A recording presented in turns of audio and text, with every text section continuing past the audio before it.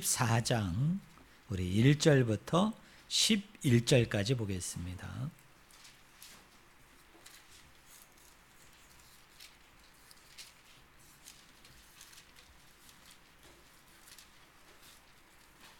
제가 가지고 있는 성경책은 신약성경 79쪽입니다. 마가복음 14장 1절부터 11절까지 봅니다.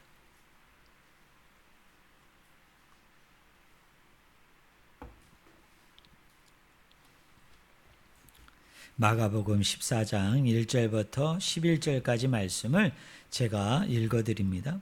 제가 읽습니다.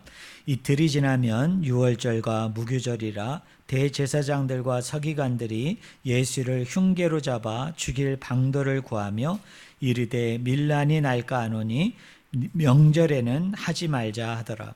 예수께서 베다니 나병 자 시몬의 집에서 식사하실 때에 한 여자가 매우 값진 향유 곧 순전한 나드 한 옥합을 가지고 와서 그 옥합을 깨뜨려 예수의 머리에 부으니 어떤 사람들이 화를 내어 서로 말하되 어찌하여 이 향유를 허비하는가. 이 향유를 300데나리온 이상에 팔아 가난한 자들에게 줄 수 있었겠도다 하며 그 여자를 책망하는지라. 예수께서 이르시되 가만두라. 너희가 어찌하여 그를 괴롭게 하느냐. 그가 내게 좋은 일을 하였느니라.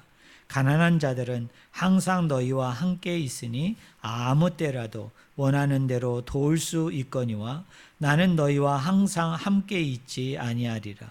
그는 힘을 다하여 내 몸에 향유를 부어 내 장례를 미리 준비하였느니라.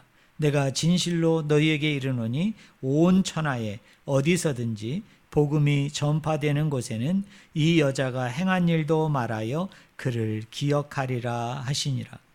12 중에 하나인 가룟 유다가 예수를 넘겨주려고 대제사장들에게 가매 그들이 듣고 기뻐하여 돈을 주기로 약속하니 유다가 예수를 어떻게 넘겨줄까 하고 그 기회를 찾더라. 아멘. 오늘 같이 읽은 본문 말씀을 가지고 누가 진짜 예수님의 제자인가 라는 제목으로 같이 하나님의 말씀을 나누기를 원합니다. 제가 몇 번 마가복음을 여러분에게 설교하면서 마가복음을 기록했던 저자가 마가잖아요. 이 마가라는 사람이 글을 씀에 있어서 즐겨 쓰는 기법이 있었다. 즐겨 쓰는 방법이 있는데 그 중에 하나가 뭐라고 그랬어요? 샌드위치 기법이다. 그런데 아주 이렇게 빈번히 샌드위치 기법을 씁니다.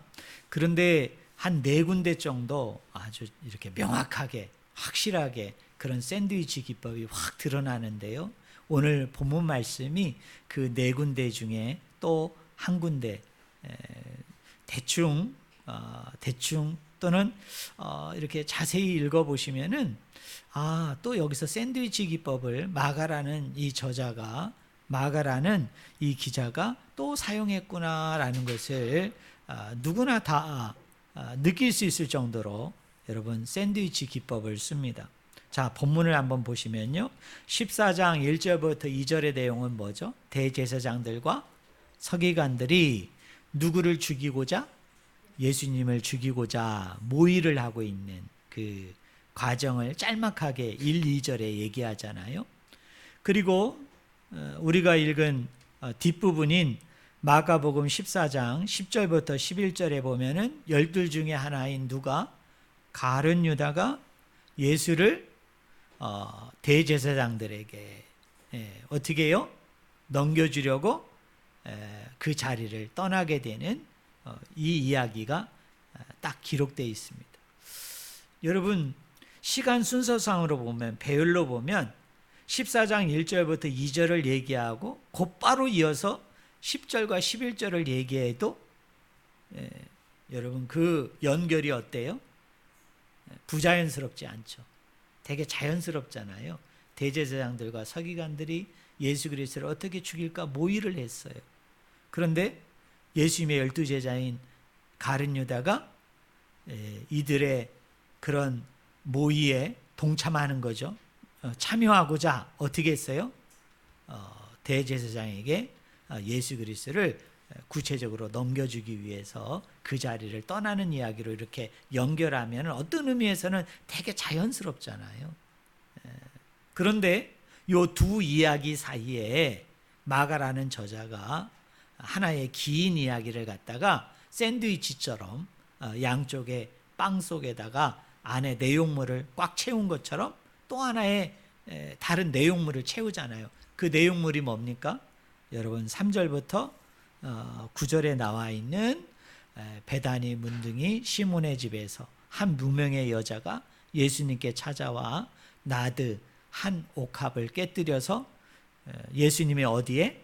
머리에 뭐하고 계세요? 기름을 바르는, 기름을 붓게 되어지는 이 이야기가 그 사이에 딱 들어갔다는 얘기죠. 자, 그러면 우리는 여기서 질문해 봐야 됩니다.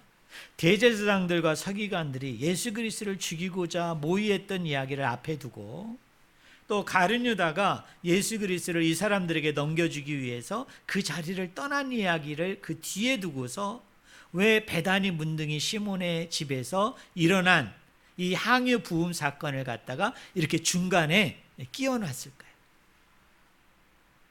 이 마가라는 저자가 무슨 의도를 가지고 무슨 생각을 가지고 이렇게 편집을 했을까요? 이렇게 배치하고 배열을 했을까요? 자, 샌드위치 기법이 있는데요. 이 샌드위치 기법에서 가장 중요한 특징은 뭐냐면 비교하고 분석하는 거예요. 그러니까 후대의 성경을 읽는 독자로 하여금, 후대의 성경을 읽는 저와 여러분을 하여금 이 이야기를 네가 이해하고자 할 때, 네가 이것을 갖다가 풀어 쓰고자 할 때에 이 세 가지 이야기를 연결해서 뭐 하라는 거예요? 서로 비교해 봐라. 그리고 그 비교를 통해서 분석을 통해서 내가 너에게 전해주고자 하는 핵심 메시지, 궁극적인 메시지가 있는데 그거를 찾아내기를 원하는 거예요. 그거를 캐치해내기를 원하는 겁니다. 자, 누구와 누구를 비교하는 걸까요? 대제사장들과 서기관들과 한 무명의 여인을 비교하는 거죠. 그죠? 또 한 무명의 여인과 12제자를 대표하는 누구? 가룟 유다라는 예수님의 제자와 한 무명의 여인을 비교하는 거예요. 이 비교 분석을 통해서 마가라는 저자가 오늘 저와 여러분에게 전해주고자 하는 핵심 메시지, 메인 메시지가 뭐냐면 오늘 설교 제목입니다. 우리 설교 제목 한번 읽어볼까요? 같이 읽겠습니다. 준비 시작. 누가 진짜 예수님의 제자인가? 누가 진짜 예수님의 제자인가? 서기관인가? 바리새인인가? 아니면 한 무명의 여인인가? 그걸 앞에서 비교하는 거예요. 또 뒤에서의 비교는 더 충격적입니다. 누가 진짜 예수님의 제자인가? 12제자인가? 12제자를 대표하고 있는 가룟 유다가 정말 예수님의 진짜 제자인가? 아니면 그 앞에 긴 이야기에 나오는 향유 나드 한 옥합을 깨뜨려 예수 그리스도의 머리에 기름 부음을 했던 이 여인이 진짜 예수님의 제자인가? 근데요, 답은 너무나 쉽게 우리가 찾을 수 있죠. 그죠? 네, 이야기를 보니까 대제사장들은 제자가 아닌 것 같아요. 그죠? 부정적으로 그려지잖아요.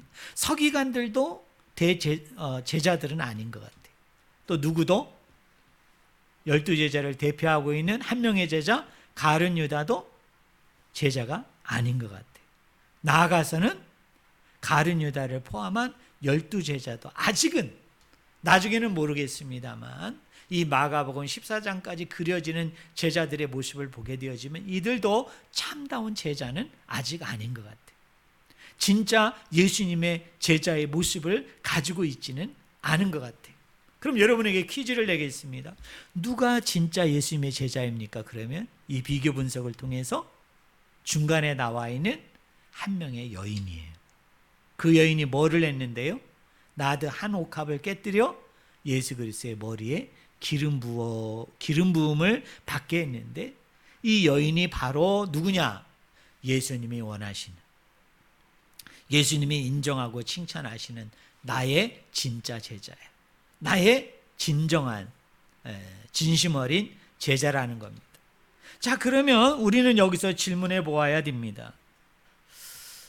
항유나드 옥합을 깨뜨린 이 여인의 행동이 왜 예수님으로 하여금 너야말로 정말 참 제자다, 너야말로 진짜 제자다, 이렇게 인정을 받을 만한 그 이유가, 그 원인이, 그 내용이 어디에 있었느냐라는 겁니다.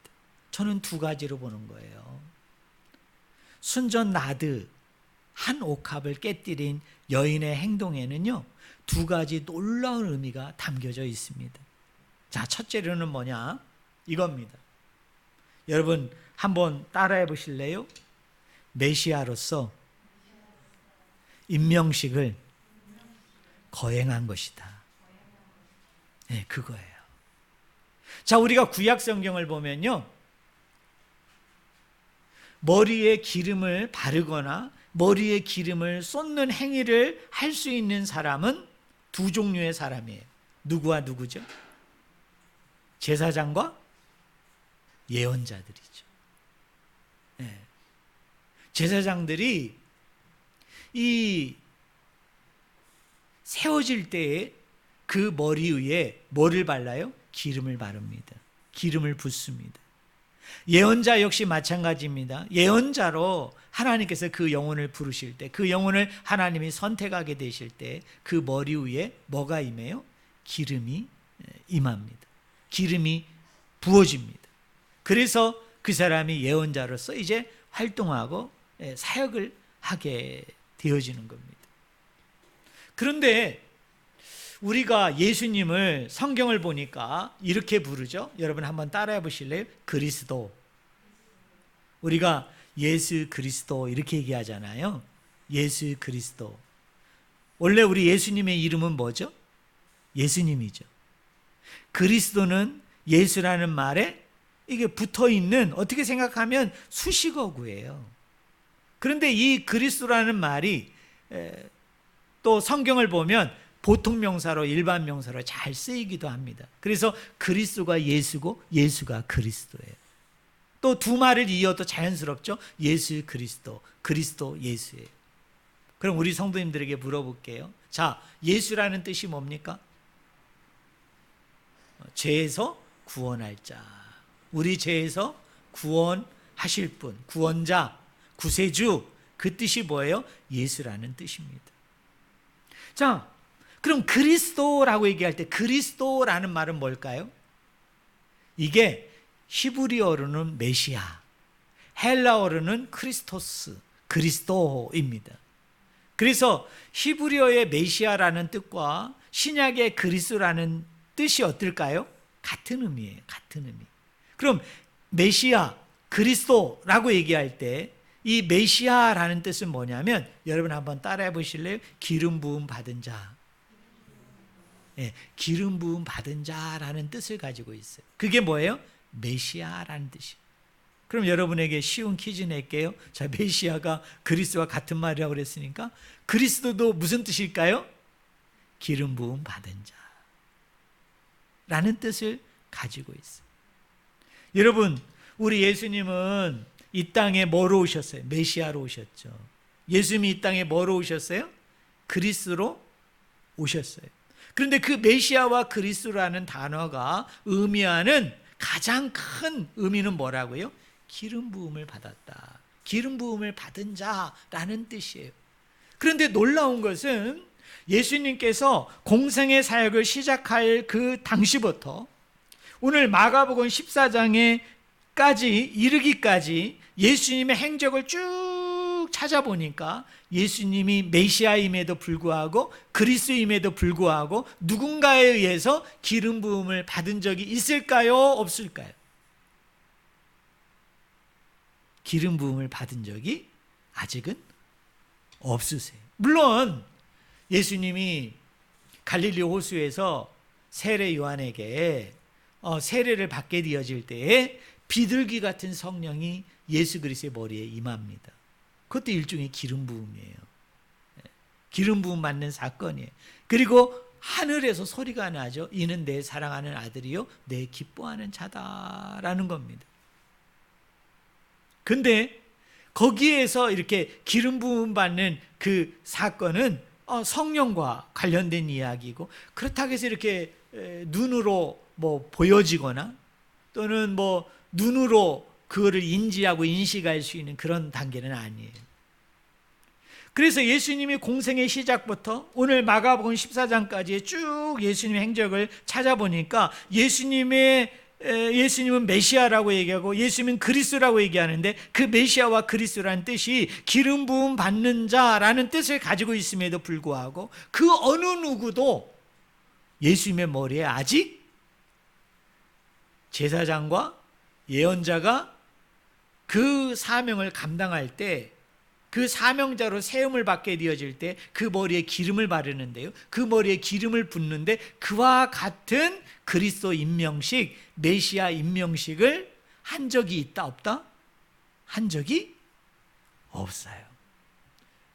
그런데 놀라웠고도 충격적인 것은 오늘 누가요? 한 무명의 여인이 어떻게 했다고요? 나드 한 옥합을 깨뜨려 가지고 그 오일을 예수의 머리에 어떻게 합니까? 붓는 일이 일어난 거예요. 근데 이 사건이 뭐라고요? 그리스도 임명식이에요. 여러분, 메시아 임명식이에요. 여러분은 별로 놀라지 않지만 사실은 이게 얼마나 충격적이고 이게 얼마나 여러분 놀라운 사건인지 몰라요. 여러분 한번 생각해 봐요. 여인이 나드 한 옥합을 깨뜨려서 예수님의 머리에 기름 부었어요. 이거 일반적인 사건입니까? 여러분, 이거 그냥 보통적인 사건입니까?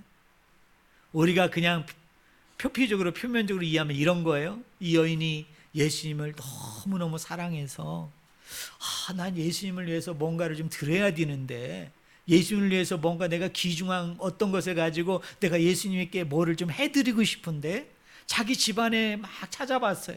자기 집안에 막 찾아보니까 아이고, 순전 나드 한 옥합에 오일이 있어요.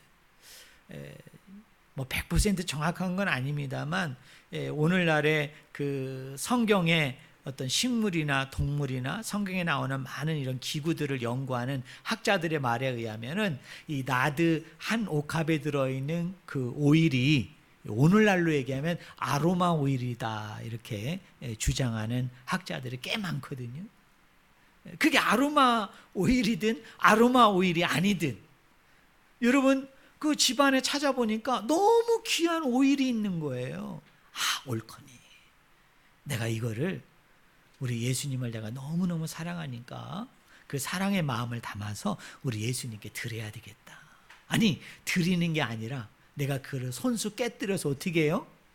예수님 머리에다가 그 기름을 부어드려야 되겠다.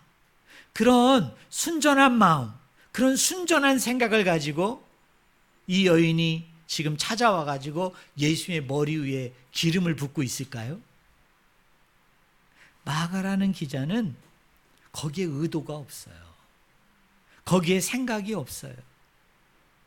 도리어 마가라는 이 기자는 이 여인의 그 행동에 대해서 뭐라고 지금 평가하고 있는 겁니까? 이 여인은 놀라운 신앙의 소유자입니다. 놀라운 믿음의 소유자라는 거예요. 누구도 모르는 대제사장들과 서기관들과 결단코 제자들도 알지 못했던, 깨닫지 못했던, 믿지 못했던 엄청난 일을 지금 저지르고 있다는 거예요. 그 엄청난 일을 저지르는 게 뭐냐면 이 여인은 지금 바로 앞에 있는 예수가 누구라는 것을 믿고 있는 거예요. 구약 성경에서 많은 신앙의 선진들에 의해서 예언되어졌던 그 누가, 메시아가, 신약적인 맥락에서 얘기한다면 그리스도가 마침내 오셨는데 그분이 누구라는 거예요? 내 앞에 있는 예수라는 사람인 거예요. 예수님이라는 거예요. 그를 인지하고 깨닫는 가운데 이 여인의 마음에 너무너무 사랑한 나머지 안타까움이 있는 거예요. 뭐냐면 메시아로 오셨는데, 그리스로 오셨는데, 그 메시아와 그리스가 기름 부음을 받는 자라는 뜻을 가지고 있는 이분인데, 놀라운 것은 그 누구도 아직까지 메시아로서 임명식을 거행해 주지 않은 거예요. 그리스로 누구도 그 임명식을 거행해 주지 않은 거예요. 그래서 이 여인이 가감하게 지금 뭐를 하고 있는 겁니까? 나래도 뭐 해야 되겠다? 이제 예수 그리스도를 메시아로서, 그리스도로서 정식적으로 그 머리에 기름을 부음을 통해서 임명해 드려야 되겠다는 그 결단과 용기와 헌신과 사랑을 절대적으로 표현하고 있는 여인이 하필이면 누구다? 이름도 없는 한 무명의 여인이 여러분 그것을 행하고 있는 거예요. 정말 놀랍지 않습니까? 여러분 얼마나 이게 충격적인 거예요. 이게 얼마나 대단하고 쇼킹한 일이냐는 거예요.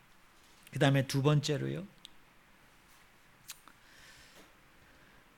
이 나드 한 옥합에 들어있는 이 오일은요, 그 색깔이 무슨 색이냐면, 여러분 한번 따라해 보실래요? 피빛, 피빛이에요. 예를 들자면 피 색깔입니다. 그러니까 여러분 그냥 묽은 게 아니에요. 그냥 투명한 게 아닙니다.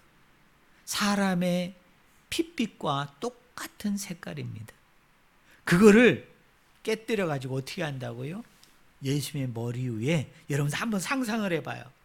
그게 묽은 오일이어도 이게 참 좀 여러분 감당이 안 되잖아요. 갑자기 무슨 물세례를 받는 것처럼 갑자기 여러분이 생각해봐. 그게 아로마 오일이라고 우리 생각해 봅시다.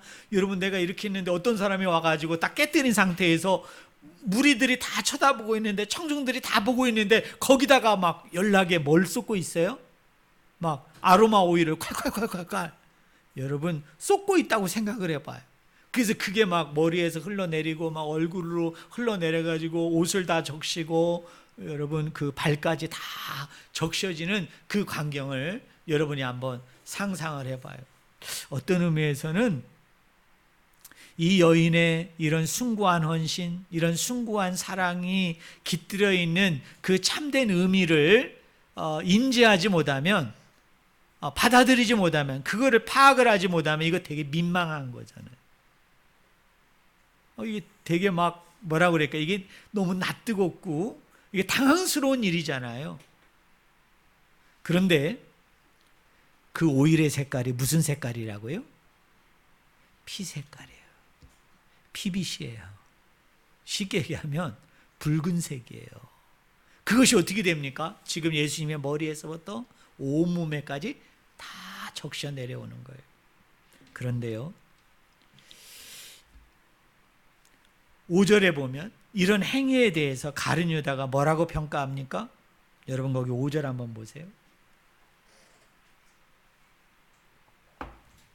이 향유를 300데나리온 이상에 팔아 가난한 자들에게 줄 수 있었겠도다 하며 그 여자를 뭐 하는지라? 책망하는지라. 가룟 유다가 왜 이 여자가 지금 오일을 예수님의 머리에 기름 붓고 있는지 깨닫지를 못했어요. 알지를 못했어요. 그러다 보니까 그 옆에 서가지고서 뭐 하고 있어요? 경제적으로 그걸 계산을 하는 거예요. 계산을. 그 계산을 해보니까 이건 말도 안 되는 행동이에요. 이런 낭비가 어디 있어요? 이런 허비가 어디 있어요? 차라리 저거를 예수의 머리 위에다가 기름 붓지 말고 저거를 시장에다가 내다 팔면 300데나리온이라는 엄청난 노동자의 거의 1년에 버금가는 그 품삯 정도의 엄청난 돈인데, 저 돈을 가지고 누구나 다 흔히 이렇게 얘기할 수 있죠. 저걸 좀 가난한 사람들에게 나눠주면 더 유용할 텐데, 더 의미가 있을 텐데, 아니 저게 무슨 짓이야? 저 귀한 향유, 저 귀한 아로마 오일, 저 귀한 오일을 왜 깨뜨려 가지고 지금 허비하고 낭비하고 저 쓸데없는 짓을 하고 있는 거야? 그러면서 막 그 여인의 행동에 대해서 막 책망을 합니다. 그런데 우리 예수님은 8절에 그 유명한 말씀을 하세요. 여러분 8절 한번 같이 읽어봅시다. 같이 읽겠습니다. 그는 힘을 다하여 내 몸에 향유를 부어 내 장례를 미리 준비하였느니라. 여러분 이것도 정말 쇼킹한 말씀이죠. 너무나 충격적인 말씀이죠. 예수님께서 뭐라고 얘기합니까? 이 여인이 나에게 향유를 부은 것은 뭐를 준비하기 위함이다? 내 장례를 준비하기 위함이다 라고 얘기합니다. 내 장례를 준비하기 위한 것이다. 그럼 여러분 저를 보세요. 이 여인은요, 왜 예수님의 머리에 향유를 부었다고요? 두 가지 놀라운 사실을 알고 있었던 거예요. 첫째는 뭐죠? 내 앞에 서 있는 이 예수는 누구다? 메시아다.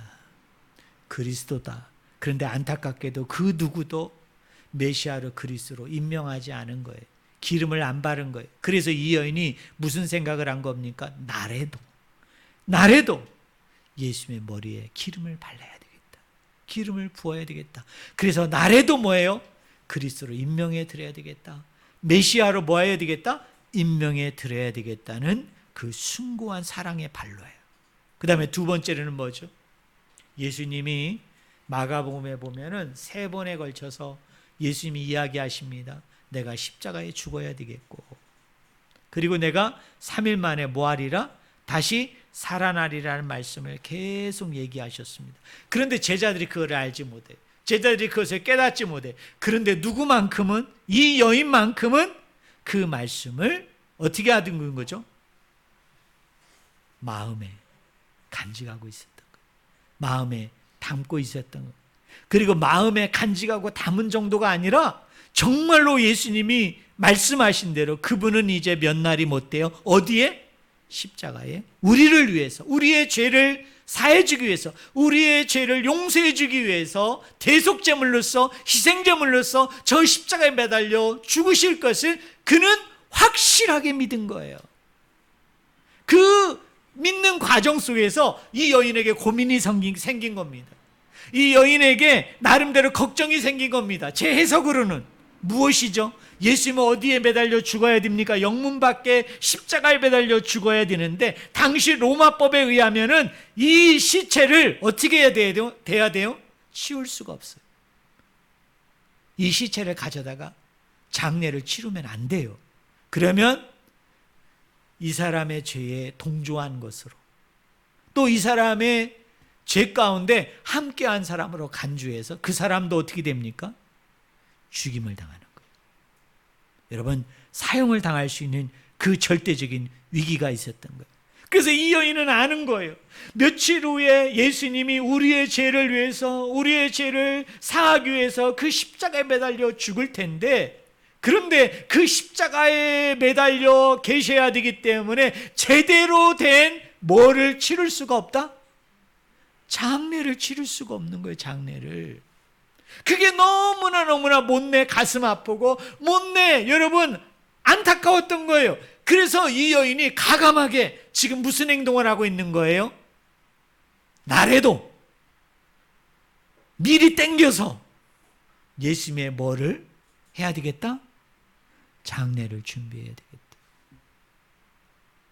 장례에 많은 순서가 있지만 그 중에 하나가 시체에 향유를 붓는 건데, 향유를 바르는 건데, 내가 그렇게 하지 못하실 거니까 내가 미리 그것을 하겠다. 그 마음과 그 심정을 가지고 예수님의 머리에 기름 부었더니 우리 예수님이 그걸 아세요, 모르세요? 아시는 거예요.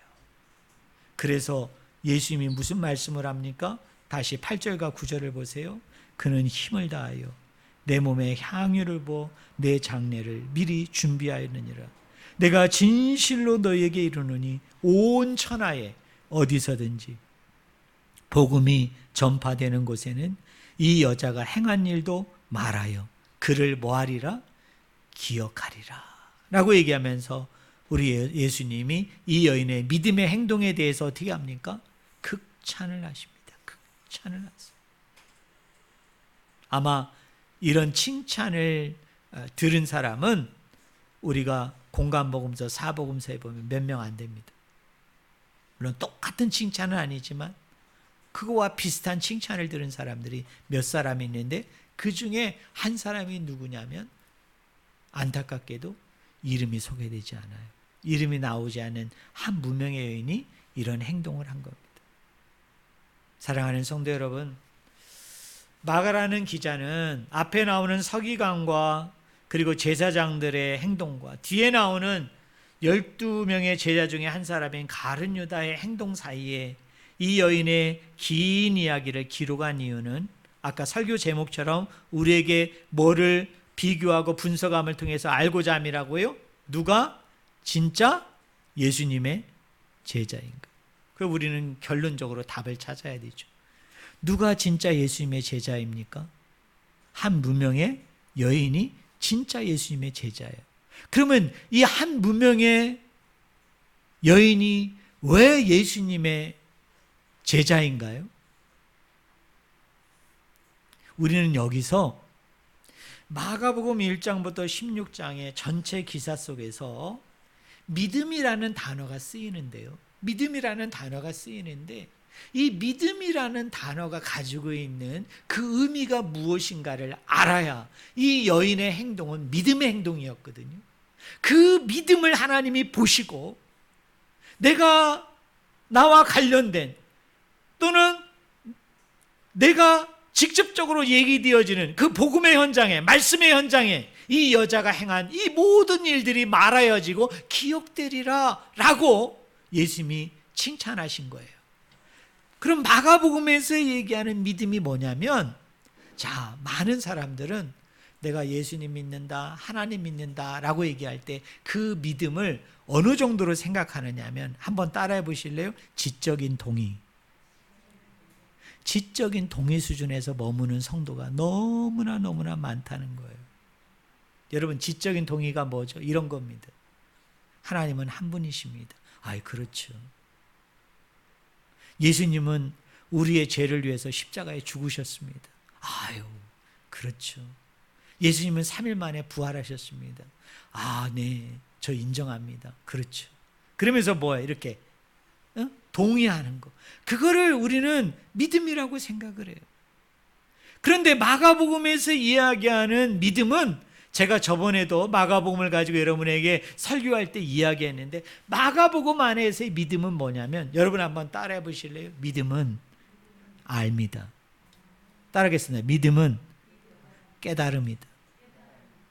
네. 마가복음에서 강조하는 믿음은 그거예요. 왜 이 여인의 행동이, 여러분 왜 이렇게 예수님의 칭찬을 들을 수밖에 없었어요? 그는 믿음이 있는 여자였기 때문에 그래요. 근데 그의 믿음은 어떤 믿음이라고요? 예수님이 누구신지, 예수님이 어떤 분이신지, 그리고 예수님이 장차 어떤 일을 행할 것인가에 대한, 그리고 그런 일을 행하였을 때 나에게 어떤 일들이 일어나게 될 것인가에 대한 분명한 알미 있었던 거예요. 여러분, 분명한 깨달음이 있었던 거예요. 그것을 예수님은 놀라웠게 보았던 거예요. 왜 그래요? 당시 종교 계급을 대표하고 있는, 여러분 종교인들을 대표하고 있는 대제사장들과 그리고 사두개인들도 몰랐고, 그리고 예수님 측근에서 늘 예수님과 함께 동고동락을 하면서 함께 지냈던 누구마저도, 제자들마저도, 가룟 유다들마저도 몰랐던 것을 이 여인은 알았던 거예요. 여러분, 깨달았던 거예요. 그리고 그것을 믿음 가운데 어떻게 해요? 행동으로서 그것을 보였던 거예요. 사랑하는 성도 여러분, 여러분은 예수 그리스도에 대해 얼마나 알미 있습니까? 여러분, 예수 그리스도에 대한 얼마의 여러분 깨달음이 있습니까?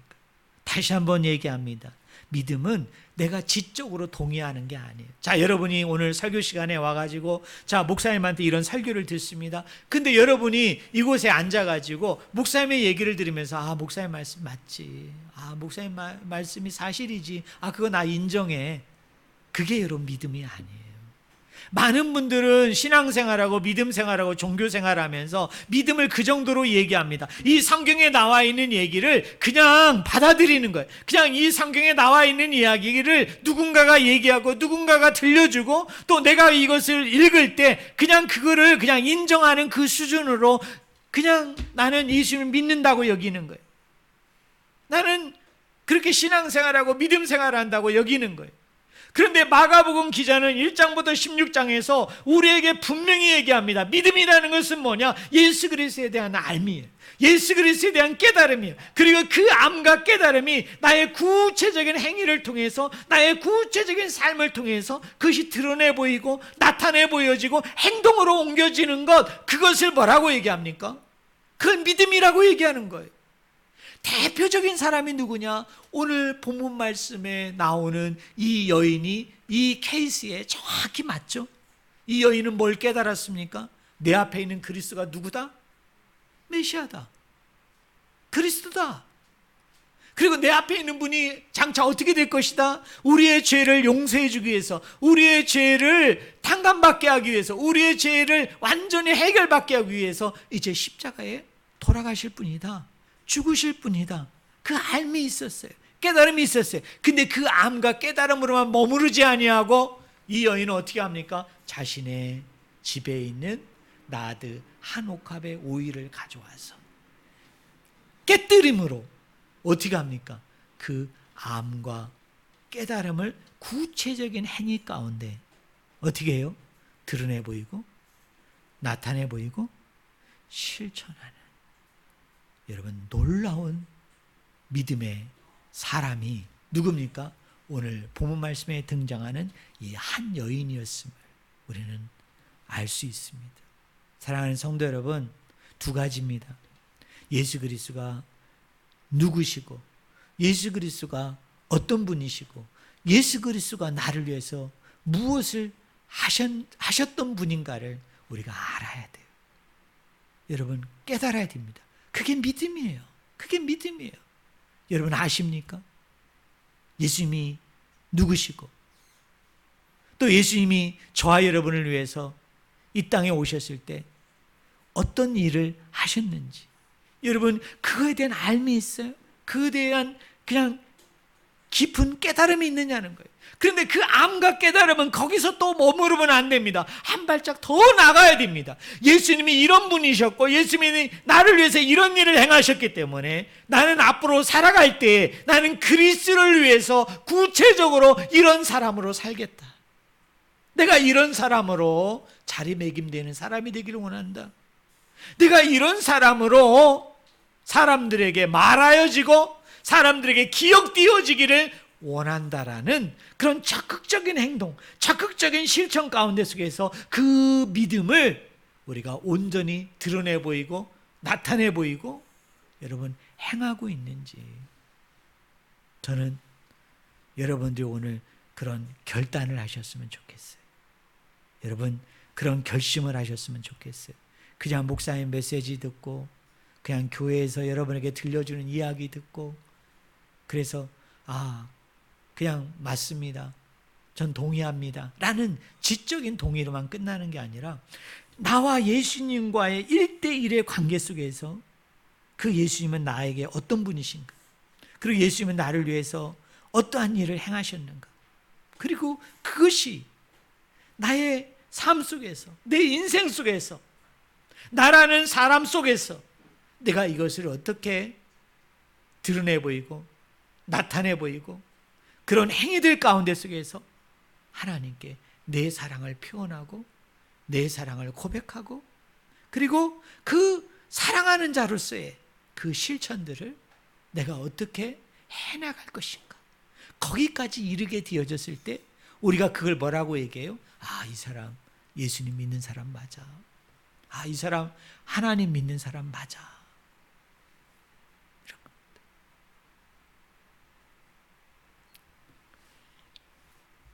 여러분 충격적인 거 하나 얘기할까요?